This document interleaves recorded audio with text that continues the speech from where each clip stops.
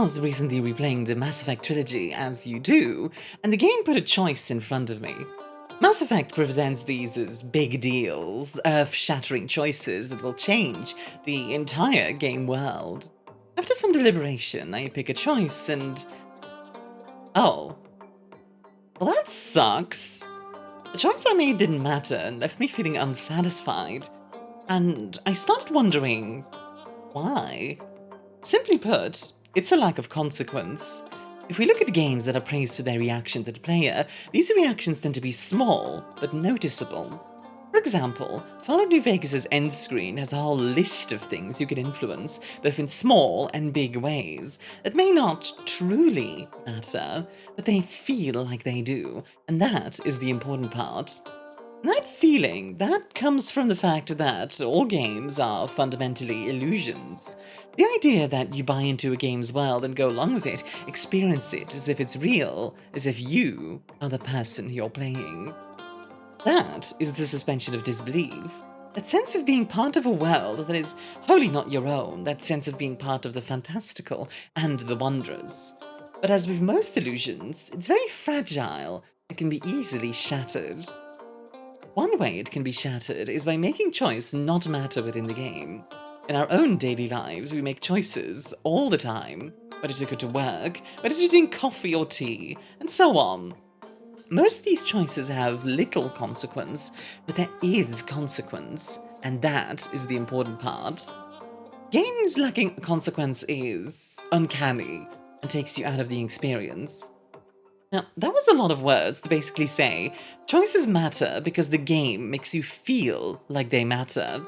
There's consequence, or at least the feeling of consequence.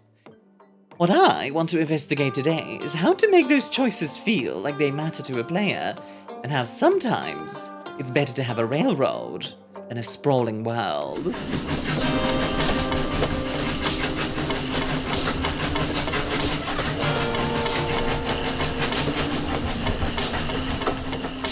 Before I move on, I do want to have a few disclaimers. This is my first ever video essay, so please do bear with me. Some points may not be as eloquent or clear as I may like. In addition, this is just my opinion, and while I like to think I know what I'm talking about when it comes to video games and storytelling as a whole, take it with a grain of salt nonetheless. In addition, while the title is really absolutist, the actual points I'm going to make are very much not so stick with me if you'd be so kind. It's YouTube after all, clickbaity titles get people to watch videos. Also, hi, I'm Myun, and I'm a VTuber who likes indie games and game design as a whole. If you like my rambles, feel free to like and subscribe and all those things YouTubers want you to do. Links are down in the description. Anyway, choice in games. I want to make a distinction between the different types of choice I'm talking about here, just so we're all on the same page. The first are choices that affect the storyline. These are your Telltales, Mass Effects, Witcher, etc. The second are choices that affect gameplay. Most games have you make those latter choices almost constantly. What kind of build you want in your RPG, what kind of attachments you want for your gun, what direction you're exploring first, and so on. To start off with, let's talk about storyline choices first. From a hypothetical point of view, the idea of these kind of choices is really cool, but the only reason they are is because they have some kind of consequence. Games like Mass Effect like to quantify that consequence with a point system, Renegade versus Paragon in their case. The problem, though, is that these points are then used to unlock things, meaning it is optimal to always go one side or the other, regardless of what the player might want. The player is encouraged to be absolute, rather than thinking about the choice themselves. And that kind of poses a problem, because a lot of players want to be optimal. If you give them the chance, players will optimize the fun out of a game, and that's true for the choice paths too. Instead of making the choice for themselves, many players will simply look up what is the best version of this choice and go from there, which kind of destroys the point of the choice in the first place. Alternatively, as mentioned earlier, they'll simply go with whatever the game tells them their Renegade or Paragon run should be, which effectively takes all the control out of the player's hands. I call this the paradox of choice. In short, more options give you less options. You might say, well, hey, that's not the developer's fault for player behavior. And to a degree, that's true. But being aware of that behavior and understanding player psychology and player incentives is one of the fundamental parts of making a game fun. This is a topic that could fill a whole video by itself, so I'll try and keep it short here. Basically, by incentivizing a specific path, players are generally going to pick that path. Even if they don't, their experience might be impacted negatively by them believing they're not being optimal. If the path they picked isn't perfect, they might reload or even just quit the game altogether. As I mentioned, I call this the paradox of choice.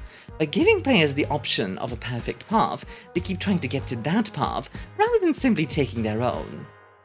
The game Undertale is actually a very good example of the paradox in action, specifically through community. I recently played it on stream and got a small deluge of people trying to tell me the optimal way to play the game. In case you're not aware, Undertale has 3 main paths for its gameplay.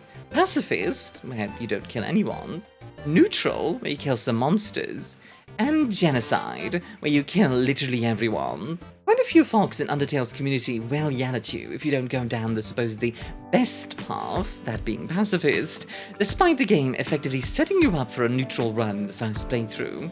Once again, this isn't necessarily the developer's fault, but it does illustrate my point of players feeling that one specific path is the best, and this needs to be taken.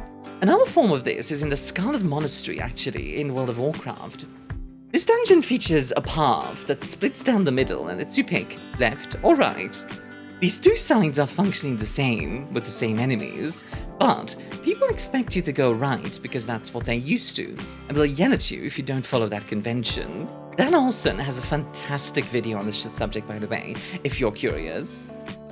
Finally, Telltale games are somewhat infamous for often having choices that feel impactful in the moment, but don't really come to anything in the long run, making the entire illusion fall apart. So, okay Armia, point made. What do we do about this?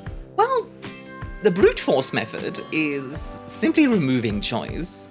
In some games, that wouldn't hurt anything. Scarlet Monastery wouldn't be truly impacted by this, for example. However, a game like Undertale would be completely changed by removing choice. Instead, this is the sort of thing that developers have limited control over. A lot of the issues I just mentioned are societal, and not something any team can fix by themselves. However, you can communicate to the player that it's okay to fail. Celeste does this by letting the player respawn almost instantly on death, and immediately giving them another go, without punishing them beyond, oops, try again. Even there, though, the game can become very frustrating, though that is a separate issue. In addition, you can also incentivize specific choices, or make sure there is no specific incentive to follow a path, leaving players more free to make their own choices. A fantastic example of this freedom is actually Fallout New Vegas. The game has a wonderful mechanic where specific skills can be used in speech. This can range from medicine, to shooting, to explosives, whatever really. But the really cool thing is that if you don't have the skill required, you can still choose those options with often very funny effects. This is rewarding the player for role-playing, and it is wonderful. A lot of this does depend on the type of game you're creating though, the type of story you want to tell, and generally the vibe you're going for. Humor doesn't fit in every game, so the Fallout New Vegas route might not work for your own creations. That being said, just thinking about how developer choices incentivize specific player behavior is important and useful. If you have your own ideas for ways to tackle this, feel free to let me know in the comments. This video is really here as a starting point for you guys to start thinking about this and to discuss it. Now that I'm done sounding like a school teacher, let's talk about railroading and linear games more generally. In case you're not familiar, railroading is a game term in which a player is forced to follow a specific path. Railroading specifically tends to be used in a negative sense, which is why I'm instead going to be using the term linearity or linear gameplay, or a version of that. There are roughly 3 types of games out there: linear, open world, and semi-open world. Linear games follow a specific path, go from level 1 to 2 to 3, and so on. Many games, especially older ones, are linear, especially games like Super Mario Bros., but also more modern indie games like Signalis, Gris, or Anno Mutationem. Linear games trade player freedom for a hopefully higher polish on a campaign. The devs are able to focus themselves on a single story, and this means less dev time spent on filling in a big open world, which can instead be focused on making sure what is there is fun and interesting. Signalis uses this linearity to tell its story, the inevitability of the descent in the pores of the earth, down deep into blood and meat and gore. Every shot and every step you take determined long before you picked up the game. It also asks a very important question: what happens if lesbians go into space? Gris, then, is like playing through a painting hanging on the wall of a museum. A story of depression and hope and art and color that comes to life not through your own experiences, but rather that of the developers. A story you get to observe and take part in, but not take any choices in. And then finally, Anno Mutationem, a tale of action and intrigue, of science gone wrong in high-octane combat. As an aside, not sponsored, but if you haven't yet, please do try out this game. I really like it. All of these have a few things in common: a high degree of polish, a focus on quality over quantity, and most of all, a tight and compelling story. These are some of the advantages of linear games. You give up some freedom for a tighter experience overall. Notice how I'm gushing a little over these games. That's because I think they're all really good, but part of what makes them so good is that linearity that allowed the devs to not worry about extraneous parts and simply keep focus on what mattered, making a good game first and foremost. In an indie project, especially where budget and manpower is limited, this is especially crucial, but it can be applied to any size of game really. There's plenty of games out there stuck in development hell because of conflicting visions or technical debt. Now, let's look at open world games, shall we? Open world games are what they say on the tin. They allow you to explore a big open world, often at your own leisure, and focus on player freedom above all else. Some good examples of open world games include Cyberpunk 2077, Red Dead Redemption 2, and Outer Wilds. Cyberpunk is interesting because it starts you off in a relatively constrained part of Night City. Until the heist, you're locked into a mini version of the open world, and only after do you get full access. This works to the game's advantage in two ways. First, the player has a chance to come to grips with the open world, the vibes of the setting, and focus on the story early on. Second, it allows the devs to give the player a sense of wonder, seeing the world open up before them. Red Dead Redemption 2 actually does something sort of similar. It starts you off in the mountains and snow, before giving you access to the whole world by Chapter 2. And it's a gorgeous world. I've spent ages hunting and enjoying the land, and I think that's the strength of open world in a lot of ways. That sense of taking your time, the freedom. Outer Wilds actually leverages that freedom in a very interesting way. You have 22 minutes to explore the solar system before it resets, and until you find the solution to its story, you'll go through loop after loop. It's a really powerful concept, and Outer Wilds is a fantastic game for it. Now, let's talk about semi-open world games. These fall somewhere in between the previous two. Many of these games have levels that are strung together in a linear story that are open and available to explore to the player at their leisure. Some good examples of these games include Metro Exodus and the more recent Hitman games. Metro Exodus specifically is interesting because once you're done with a level, you can no longer go there, yet while you are in said levels, you are pretty much free to move around as you like, find resources, side quests, and just generally explore the environment. A big part of the storytelling and framing involves you being a stranger in a strange land, and being allowed to explore the areas you visit helps that a lot. In addition, also a part of the Metro series, Metro Last Light actually has a level where you are literally on rails, but are free, and sometimes required, to abandon those rails in order to explore and get more resources. Hitman does allow freedom within its levels as well, but tends to be more focused on its objective, assassinating an NPC somewhere on the map. While there's generally no time limit to this or any mandated way to do it, Hitman does give players the option to go through story assassinations, essentially guided experiences that less experienced players can follow to succeed at the mission. And interestingly, in my experience, many players, at least first-time players, go for this, likely because a lack of direction can be frustrating and tiring. Both games use their freedom in a way to serve the greater overall linear story. This does allow them to take advantage from both sides. Smaller open worlds allow for greater amount of polish, while still having that open world allows you to give the player that sense of freedom. This concept isn't new. Warren Spector, one of the creators of the original Deus Ex, has talked about this. A one-city block game is the size of a city block but allows for maximum player freedom and creativity because of its relatively diminutive size. If you're interested in this is yet another topic that honestly deserves a whole video of its own. Let me know if you want more of this in the comments. The 3 different types of games, linear, open world, and semi-open world, vary in their own category, and gaming in general is more of a spectrum than hard specifics. But I do believe it's useful to categorize nonetheless, for the sake of this discussion. A game I want to highlight as an interesting one when it comes to linearity is the Stanley's Parable. While it's not unique in that it allows multiple paths to different endings, many visual novels do exactly this, it is interesting because it actively encourages and rewards you to push against the quote-unquote intended route.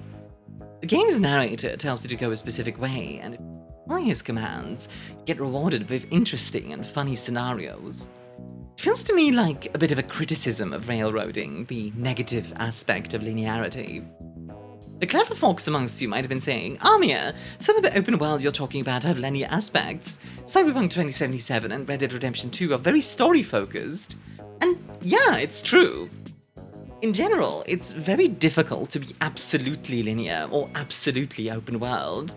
An absolutely linear game would have very little, if any, player freedom, while a full open world game would effectively be a sandbox with total freedom, but no sense of direction.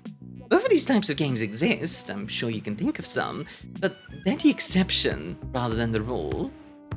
There's definitely a sweet spot which varies from game to game, and it's something designers have to keep in mind when working on their games. With that said, let's move on to a specific type of game.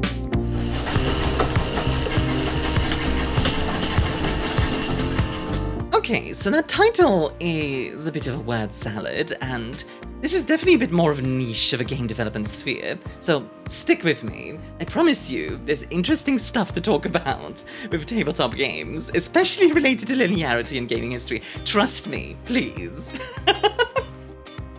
Okay. First, what are TTRPGs? TTRPGs, or tabletop role-playing games, are pen and paper games that you play by sitting around a table and role-playing out your character, basically being a nerd.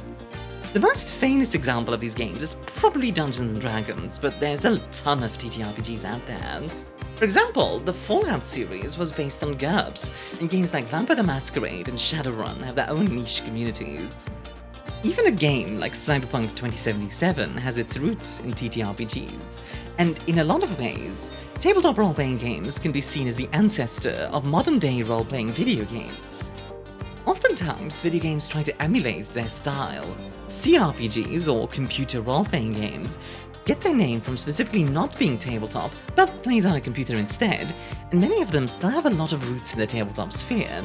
Some examples include Fallout, but also Pathfinder Kingmaker, Rogue Trader, and of course, Baldur's Gate 3. So, okay, why are we talking about TTRPGs, Amir? Simple. They have an advantage that no video game has. Improvisation. While all TTRPGs have rulebooks, and some are more extensive than others, there's no rulebook that can cover every single contingency, though some do try. This is where the GM or Game Master comes in.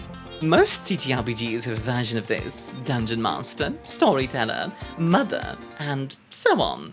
But all of them have roughly the same role. They guide the adventure, play every character that isn't the player character, and are the arbiter for rules at the table.